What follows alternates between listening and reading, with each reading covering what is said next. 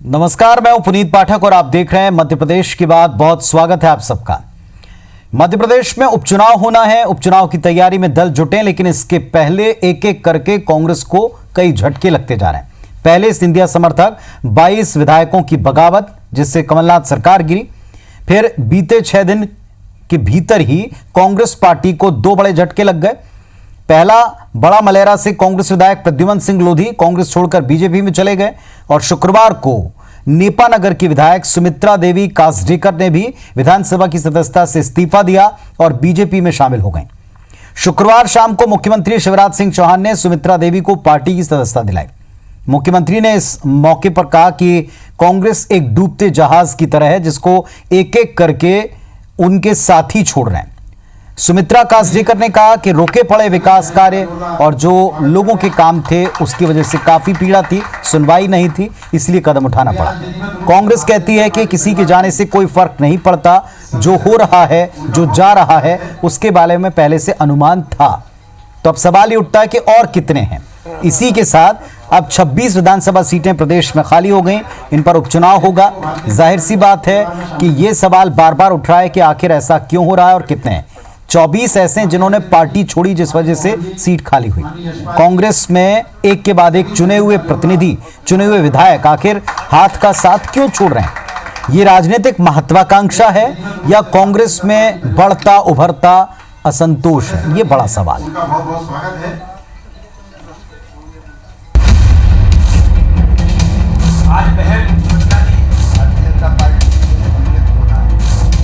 उन्होंने जब इस्तीफा मुझे दिया है तो आज हमने अपने कार्रवाई में ले लिया। भाजपा ज्वाइन कर रही हूँ।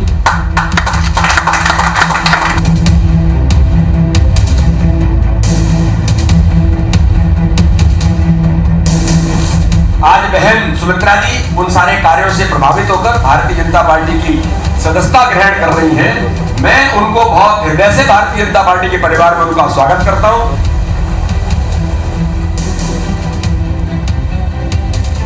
और एक आदिवासी विधायक के होने के कारण कांग्रेस की जो पूर्व की सरकार ने इग्नोर किया मुझे। मेरे क्षेत्र में 15 महीने से एक भी विकास नहीं हुए। आज बहन सुमित्रा जी भारतीय जनता पार्टी में सम्मिलित होना और वो भी सदस्यता छोड़ के जाने, ऐसा फैसला करने के लिए बहुत हिम्मत चाहिए। और आज हमारी बहन सुमित्रा भारतीय जनता पार्टी में सम्मिलित हुई है।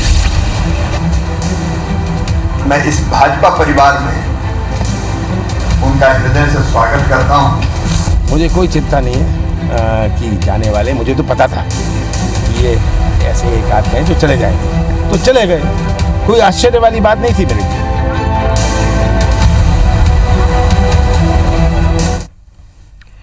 तो पहला सवाल तो यही कि और कितने ऐसे लोग हैं जिनके बारे में शायद पार्टी को भी पता है, जैसा कि बताया जा रहा है। ऐसे कितने लोग हैं जो हाथ का साथ छोड़ चुके हैं या छोड़ रहे हैं या छोड़ने वाले हैं?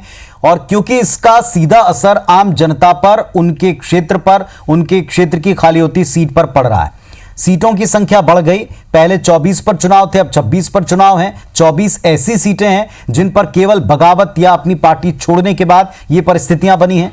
आखिर इन हालात के पीछे कौन जिम्मेदार है? अपनों को ना संभाल पाना, बढ़ती हुई महत्वाकांक्षा, या तीसरी तरफ जो खरीद फरोख्त के आरोप हैं? ऐसे कई पॉइंट हैं। आम जनता सिर्फ इतना जानना चाहती कि अगर पहले से पता है तो क्या एक साथ ऐसा होगा ताकि लोग अपने कामों की तरफ ध्यान दे पाएं। हमारे साथ में पैनल जुड़ रहा है दोनों तरफ से, दोनों पक्षों से। दो बहुत ही मुखर और जिम्मेदार लोग हैं। जेपी धनोपिया साहब कांग्रेस पार्टी का पक्ष रखेंगे। आशीष शर्मा जी हैं, भारतीय जनता पार्टी के विधायक हैं, एक जनप्रतिनिधि हैं। आज आशीष जी, आपसे एक शुरुआत करता हूं मैं। आप स्वयं एक जनप्रतिनिधि हैं, विधायक हैं। एक विधायक की पीड़ा को आप बेहतर समझ सकते हैं। क्या आप बताएंगे, जनता भरोसा करती है आपकी पार्टी पर, आपके चेहरे पर, आपको वोट देती है, जिताती है, और बाद में कार्य नहीं होते हैं, असंतोष है, महत्वाकांक्षा है, जाने क्या कारण है, लेकिन क्या इतनी बड़ी वजह होती है कि आपको अपनी विधायकी से इस्तीफा देना पड़ता है? देखिए, जनता जब प्रत्याशी का चयन करती है, उसको वोट देती है, तो दोनों चीजें देखती है। वो किस राजनीतिक दल से प्रत्याशी बनकर आया है और उसकी छवि कैसी है, उसका चरित्र कैसा है, उसका कार्य व्यवहार क्या है। जब दोनों चीजों पर वो किसी प्रत्याशी को खरा पाती है तब उसे विधायक और सांसद के रूप में चुनती है। जहां तक बात है कि बड़ी संख्या में कांग्रेस के विधायक अपनी पार्टी छोड़कर भारतीय जनता पार्टी की सदस्यता ग्रहण की है और अपनी विधायकी का भी उन्होंने त्याग किया।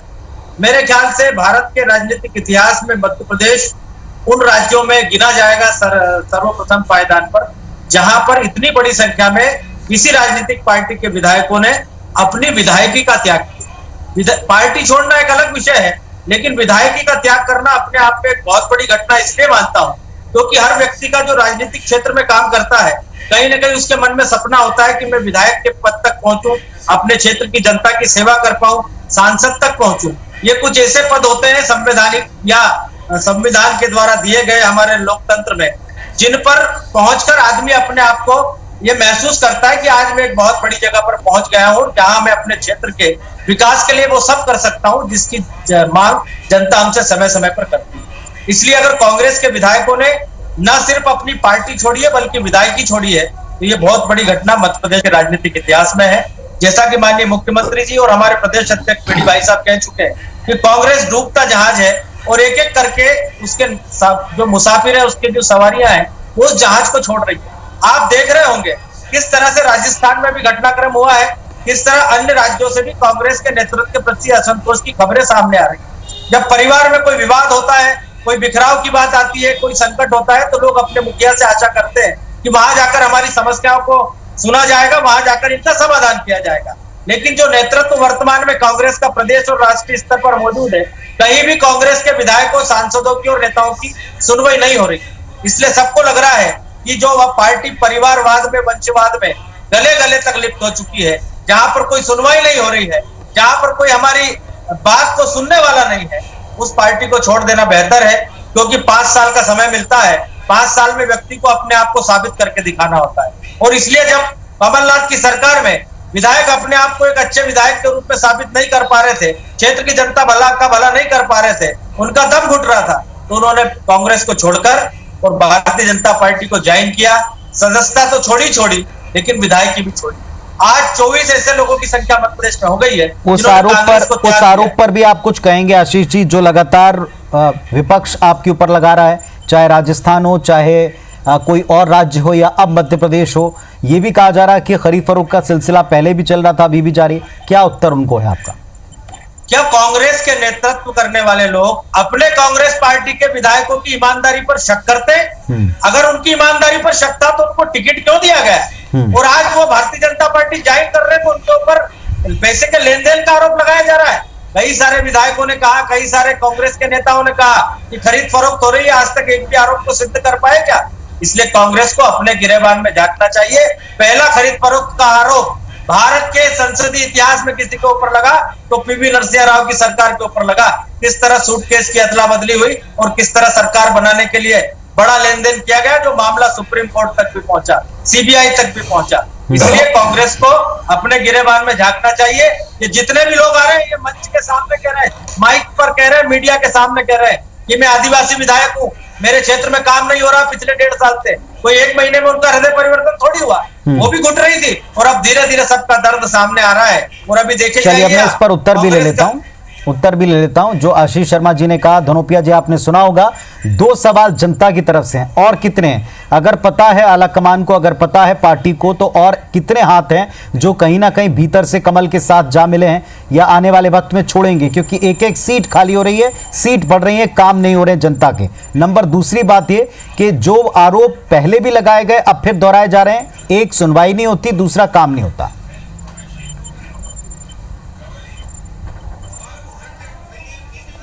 देखिए पुनीत जी, आशीष शर्मा जी बहुत जिम्मेदार व्यक्ति हैं, भारतीय जनता पार्टी के दूसरी तीसरी बार के विधायक हैं। इनके दिल से पूछा जो इनको मंत्री नहीं बनाया गया और उन लोगों को मंत्री बना दिया जो विधायक भी नहीं है। कहीं ना कहीं सौदे और खेल की राजनीति सामने है। 3 बातें बड़ी इस तौर पे हैं। एक महत्वाकांक्षा है, एक भ्रष्टाचार है, एक षड्यंत्र है। इन तीनों की बातों के साथ होते हैं। जहां तक इन्होंने कहा कि आप अपने ही लोगों पर आरोप लगा रहे हैं, तो कोई व्यक्ति पैदा होते ही भ्रष्टाचार के लिए या बेईमानी के लिए नहीं हो जाता है, बाद में ही वक्त के साथ बदलता है। आज की मध्य प्रदेश की परिस्थितियां हैं, साफ तौर पर कहीं ना कहीं खुला खेल हुआ है। आपको भी मालूम है कि बेंगलोर के अंदर ले जाके जिस तरह सौदेबाजी हुई, 35-35 करोड़ की जानकारी मिल रही है कि पैसा लिया है, दिया है, उसके बाद एक साथ सरकार गिराने का षड्यंत्र किया है। उसके बाद जो हुआ, प्रद्युमन लोधी को ले गए, 1 घंटे के अंदर मंत्री पद का दर्जा दे दिया, एक निगम का अध्यक्ष बना दिया और वहां पर बड़ा मलेरा की सीट खाली करा दी, क्योंकि भारतीय चुनाव लड़ना है। अब ये जो आज देवी जी गई हैं, इनके काम कौन नहीं कर रहा? सरकार किसकी है भाई? सरकार तो आज कांग्रेस की पार्टी की नहीं है। जब कांग्रेस की सरकार थी तब तो आप कभी बोलती नहीं थी, बड़े आराम से बढ़ चढ़ के बातें करती थी। आपने बोला नहीं, वास्तविकता यह है मोटी रकम इनको मिली है, भ्रष्टाचार में लिप्त होने के लिए मोटी रकम मिली है। इनके पतिदेव जो एक सरकारी अधिकारी हैं, वो किसी षड्यंत्र में फंसे हुए भ्रष्टाचार में, उन सबसे बचाव करने के लिए कार्रवाई की गई है। और दूसरी बात बताना चाहता हूं, भारतीय जनता पार्टी चाहती है अब जयचंदों से मुक्ति मिले। जो 22 लोग गए थे उसमें 16 लोग अकेले सिंधिया जी के थे। अब चाहते हैं कि 16 चुनाव हार जाएं, लेकिन फिर जीते कौन? तो वो चाहते हैं और दूसरे लोग खरीद कर ले आए। और बता दूं आपको, न प्रद्युमन सिंह तोमर लोधी चुनाव लड़ेंगे और ना ये देवी जी चुनाव लड़ेंगी, सुमित्रा जी। ये सब पैसे ले लेके घर में बैठ जाएंगे। भारतीय जनता पार्टी अपनी संख्या बढ़ाने के लिए, सिंधिया जी छुटकारा पाने के लिए इस तरह का षड्यंत्र कर रहे हैं। ये प्रजातंत्र को कलंकित कर रहे हैं, प्रजातंत्र को बेच रहे हैं, प्रजातंत्र से लोगों को राजनीति से विश्वास हट रहा है। अगर इनमें इतना साहस था विधायक में, विधायिका में, अपने क्षेत्र में जाते, पूछते लोगों से कि मेरे काम नहीं हो रहा, मुझे क्या करना चाहिए, जनता ने फैसला करके बता दिया आपको करना चाहिए। कुछ नहीं, चुपचाप नोट लिए, सेट किया, चले गए। आज शाम को 6 बजे प्रोटेम स्पीकर डालते हैं फेसबुक पे कि सुमित्रा जी ने इस्तीफा दे दिया, हमने स्वीकार कर लिया, और बैठे हुए दिखा रहे हैं। वास्तविकता यह है, दोपहर में इस्तीफा हो गया, दोपहर में वैकेंसी हो गई, दोपहर में नोटिफिकेशन हो गया। इतना खेल, इतना षड्यंत्र, कहां ले जाओगे लोकतंत्र को भाई? कुछ तो ध्यान रखो, कुछ तो कलंकित करने का बचो भाई। लेकिन 2 बातें धनोपिया जी 2 बातें जो आशीष शर्मा जी ने आपसे भी पूछी और सीधे तौर पर कांग्रेस से पूछी कि क्या अपने ही सदस्यों पर बिकने को लेकर के जो आरोप लगाए जा रहे हैं, क्या उसको आप सिद्ध कर पाएंगे, कभी सामने ला पाएंगे? पहली। और दूसरी बात यह कि क्या अपने विधायकों पर भरोसा नहीं है? आखिर आपने जिनको टिकट दिया, जिन पर विश्वास किया, वो ऐसा क्यों कर रहे हैं? फिर आपने क्या देखा? ये आरोप आप पर भी लगा रहे हैं, बोलो। नहीं, देखिए, एक्चुअली में राजस्थान में जो घटनाक्रम हुआ है, जो आशीष जी ने खुद भी कहा है, वह खुलकर सीडी आ गई है बाजार में, सब कुछ हो गया है, 20-20 करोड़ रुपए की सौदेबाजी हो रही है। और हम लोग जिम्मेदारी से कह रहे हैं कि मध्य प्रदेश में 35-35 करोड़ के सौदे हुए थे, उसकी सीडियां भी आ रही है। लेकिन ये फैसला आज कौन करेगा? बीजेपी की सरकार है, केंद्र में उनकी है, CBI ID उनकी है। जब चुनाव होंगे, जब जनता इनको देखेगी इनके कारनामों को, तब इनको भगाएगी भाव से। आप देखिएगा, हमारे पास भी है इंतजाम, हमने भी सब व्यवस्थाएं करके रखी हुई इन लोगों का। लेकिन आज बोलने से होगा क्या? प्री मैच्योर डिलीवरी हो जाएगी भाई, आज कोई मतलब नहीं है। इसलिए आप चिंता मत करिए, उपचुनाव तो घोषित हो, इसके बाद क्षेत्र में घुस नहीं पाएंगे।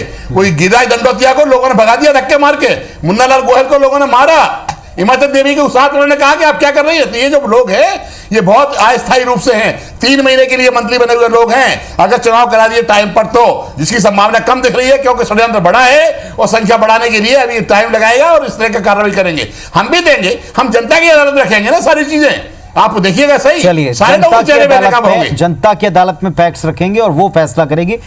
तो एक और विधायक जो कांग्रेस पार्टी की जिम्मेदार विधायक थी, उन्होंने इस्तीफा दिया, पार्टी छोड़ी, बीजेपी ज्वाइन की और एक के बाद एक लगातार 24 अब ऐसे विधायक हो गए जो हाथ का साथ छोड़कर कमल का साथ देते नजर आ रहे हैं, यानी बीजेपी में चले गए हैं। सबका एक ही आरोप है कि पार्टी में सुनवाई नहीं होती थी, क्षेत्र के काम नहीं होते थे।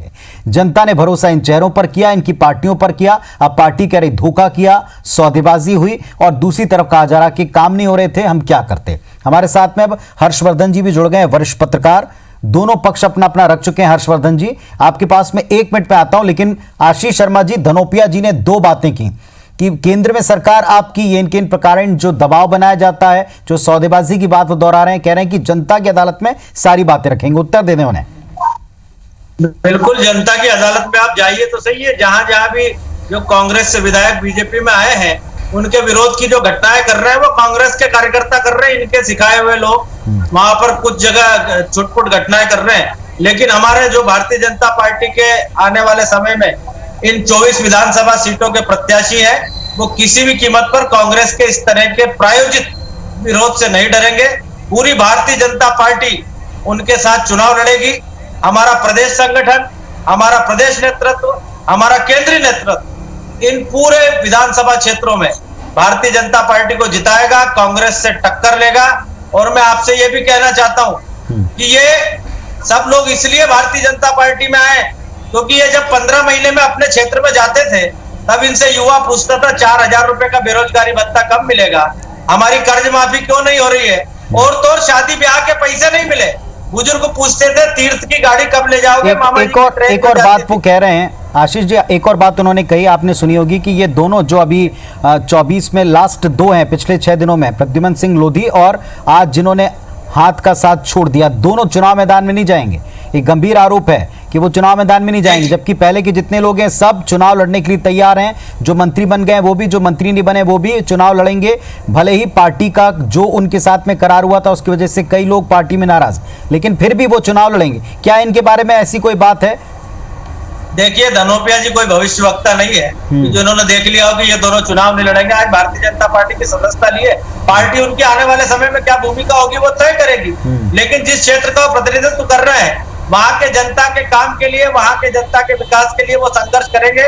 और भारतीय जनता पार्टी की जो सरकार है उसका एक अंग बनकर निश्चित ही अपने और विधानसभा क्षेत्रों के विकास के लिए वो काम करेंगे। जहां तक बात है कि आने वाले समय में उनको प्रत्याशी बनाया जाएगा या नहीं बनाया जाएगा, ये तय करने का अधिकार चूंकि अब वो भारतीय जनता पार्टी के सदस्य है, इसलिए भारतीय जनता पार्टी को है। लेकिन जिस सम्मान और जिस प्रतिष्ठा और जिसको कहेंगे कि जनता के लिए दमदारी से लड़ने का उनका अधिकार था, जो कहीं ना कहीं कांग्रेस की सरकार में उसका हनन हो रहा था, निश्चित ही भारतीय जनता पार्टी की सरकार में सुनवाई की जाएगी।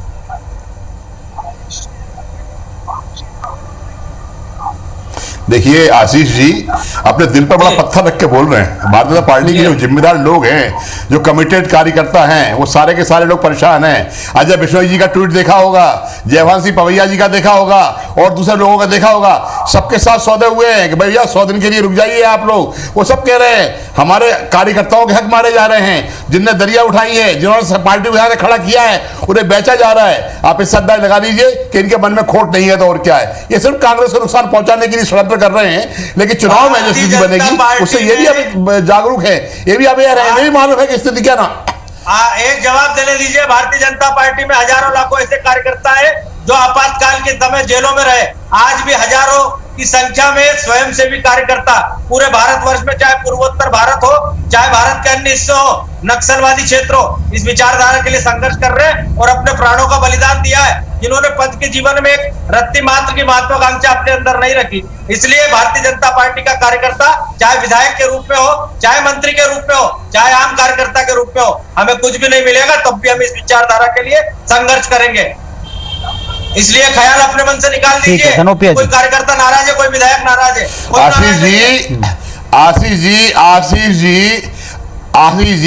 आशीष जी आम सभा के भाषण देना अलग बात है और सच्चाई पे बात करना दूसरी बात है। इसी उपचुनाव के बाद अगर हुए ने बाद मैं आपसे बात करूंगा कौन कौन किसको नहीं निपटाएगा, कि प्रद्युमन सिंह तोमर को स्वीकार करेंगे, जयवंत सिंह पवैया। अरे देखिए आप स्थिति क्या बनेगी, कोई स्वीकार नहीं कर रहा है। हालात कितने बड़े हैं आपको अंदाज ही नहीं है। आपको बताना चाहता हूं कि मध्य प्रदेश के अंदर भारतीय जनता पार्टी कार्यकर्ताओं ने फैसला कर लिया है कि हमें सरकार बचाना है, जयचंद को घर बिठाना है। ये भी नोट है, जयचंद को बिठाने की योजना है आपकी।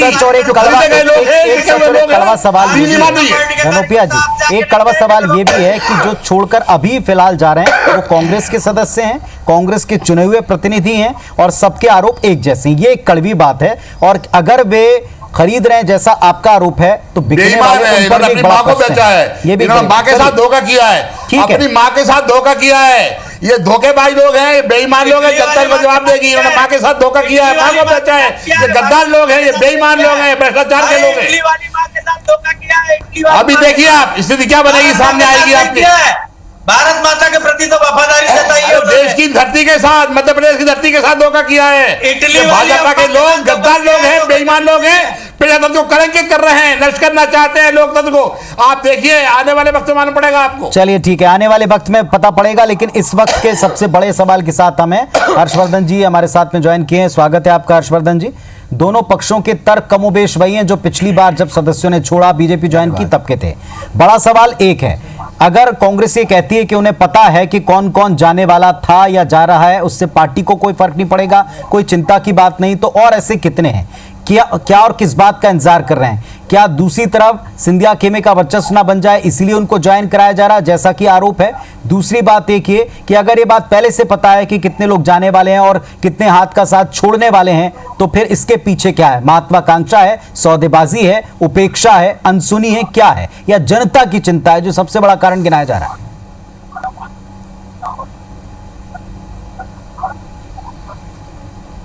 जी, आपने बिल्कुल सही सवाल उठाया। मुझे लगता है कि महत्वाकांक्षा ही इसके पूरी पृष्ठभूमि में दिखाई देती है। सुमित्रा देवी आज भाजपा में आ गई कांग्रेस छोड़ के। जहाँ तक हम उनको जानते हैं, बहुत ही लो प्रोफाइल में रह के काम करने वाली वो विधायक थी और कोई चर्चित काम भी उन्होंने नहीं किया जिनके लिए उनको हम हाल फिलहाल में याद करें। तो एक ऐसा नेपथ्य का एक विधायक जो है और भाजपा खेमे में जुड़ गया है। अब ये जो 4 महीने से उथल पुथल चल रही है पुनीत जी, इसका अंत उपचुनावों के बाद ही होगा, क्योंकि राजनीति नाम की जो शय है उसमें कोई नैतिकता बची है या नहीं बची है, इसका फैसला अंततः जनता को करना है। सबके अपने दावे हैं, सबके अपने वादे हैं। कोई कहता है मैं वहाँ परेशान था, यहाँ बहुत खुश हूँ, इसलिए मैं यहाँ पे आ गया, सुनवाई नहीं थी। तो ये सुनवाई जब आपकी नहीं थी तो आप कमलनाथ सरकार के सामने जब बहुत ही मुखरता से लोग बात कर रहे थे, आज तक आप क्यों नहीं आपने किया ये बात अपना? आप फिलहाल ये बात कर रही हैं। तो लब्बो लुआब यही है कि राजनीति में नैतिकता कितनी बची है, इसका फैसला जनता को करना है और उपचुनाव तक ये लगातार उथल पुथल बंदी रहेगी। एक और बात है कि आज जिन्होंने पार्टी छोड़ी और पिछले 6 दिनों में जो 2 लोग छोड़ चुके हैं, एक तो कुछ घंटों में ही उनको नवाज दिया गया पद से, एक सवाल उस पर भी उठाया गया था कांग्रेस की तरफ से। आज जिन्होंने पार्टी छोड़ी, सुमित्रा जी, उनके बारे में कहा जाता है कि पूर्व प्रदेश अध्यक्ष कांग्रेस पार्टी के उनके काफ़ी करीबी थी और वो गुट तब से नाराज था जब से अध्यक्ष पद उनसे छीना गया था। अरुण यादव जी की मैं बात कर रहा हूँ। क्या भीतर खाने पॉलिटिक्स दोनों तरफ चरम पर है, जोरों पर है, खामियाजा जनता भुगत रही? बिल्कुल आपने सही नोट किया। अरुण यादव की बहुत नज़दीकी समर्थक कही जाती हैं और मैंने कई प्रोग्राम में उनको अरुण यादव जी की बड़ी बड़ी तारीफ करते भी सुना है खुद। तो अब अरुण यादव जी क्या जवाब देंगे जनता को, क्यों चली गई वो छोड़ के? दूसरी बात, मध्य प्रदेश ने पिछले 4 महीने में राजनीति का जो नया मुहावरा गढ़ा है वो सब पूरा देश देख रहा है। मतलब आप ये उथल पुथल का जो सिलसिला है वो लगातार चलते ही जा रहा है। मुझे लगता है कि कांग्रेस के कुछ और लोग बीजेपी के पाले में आए, ऐसा बीजेपी प्रयास करेगी ताकि एक प्रतीक जनता के सामने रखा जाए, देखिए साहब कांग्रेस में तो कोई बचा ही नहीं है, सब लोग हमारे पास आ रहे हैं। तो ये एक सोच का विषय है साहब। चलिए, कुल मिलाकर के जनता के हिस्से में क्या आया, उपचुनाव से क्या जनता जवाब देगी? क्योंकि अब दोनों पक्ष कह रहे हैं कि जनता ही सबसे बड़ा दरबार होती है, फैक्टर होती है, डिसाइडिंग फैक्टर होती है। तो वो क्या डिसाइड करती है, किस पक्ष के तर्क को मानती है? महत्वाकांक्षा को, उस दलील को, सौदेबाजी की दलील को, उसके आरोप को, या फिर दूसरी तरफ अनसुनवाई और काम ना होना, उपेक्षा, इस बात को? बहुत शुक्रिया आप सबका जुड़ने के लिए, इस चर्चा में आने के लिए। नमस्कार।